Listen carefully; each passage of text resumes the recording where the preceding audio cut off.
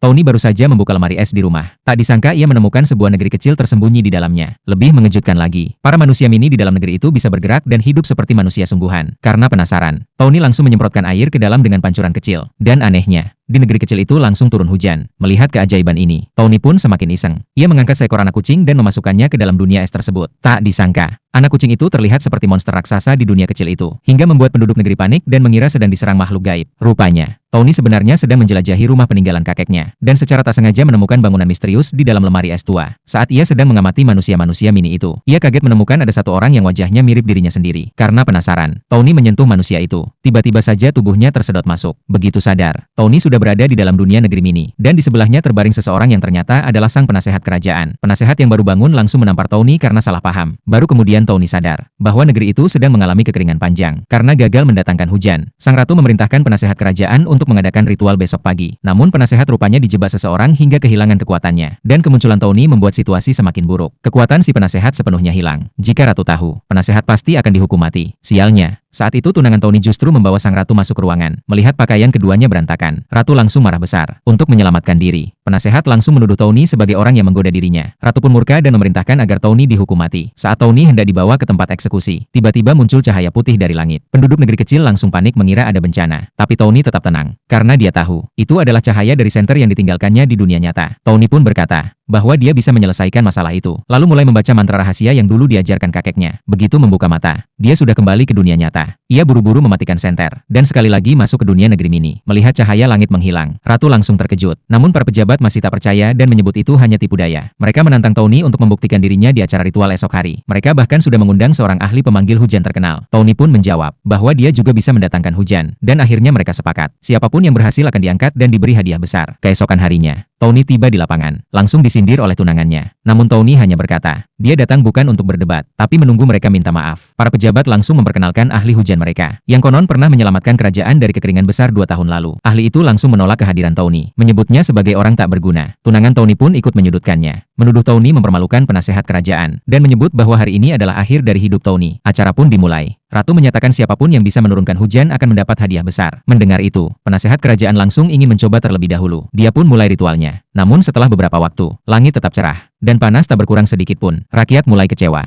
dan menyuruh penasehat segera mundur. Dengan penuh malu, penasehat hanya bisa menunduk dan mengaku bersalah, tanpa tahu bahwa orang yang membuatnya kehilangan kekuatan adalah pejabat yang kini berdiri di sampingnya. Para pejabat mulai berteriak, meminta penasehat dicopot, dan menunjuk sang ahli sebagai pengganti. Tiba-tiba, Tony melangkah ke depan dan membuka suara.